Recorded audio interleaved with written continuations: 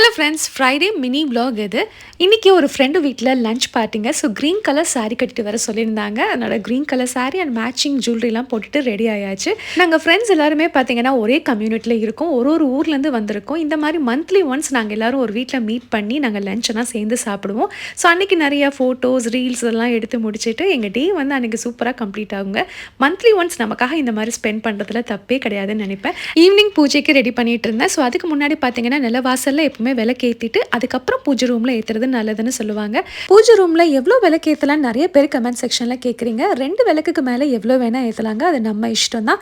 அன்றைக்கி பூஜைக்கு பிரசாதமாக பார்த்திங்கன்னா பால், பாதாம், அதுக்கப்புறம் ஆப்பிள் வச்சு நல்லபடியாக சாமி கும்பிட்டாச்சுங்க. பொதுவாகவே செவ்வாய் வெள்ளிக்கிழமைகளில் இந்த மாதிரி எலுமிச்சம்பழத்தை 2ஆக கட் பண்ணி ஒரு பக்கம் மஞ்சள் இன்னொரு பக்கம் குங்குமம் தடவி நம்ம நில வாசலில் வச்சோம் அப்படின்னா கண் திருஷ்டி எதாவது இருந்தால் கூட விலகிடுங்க. நீங்களும் இதை ட்ரை பண்ணுங்கள். நம்ம வீட்லேயும் ஒரு நல்ல பாசிட்டிவ் வைப் இருக்கும்.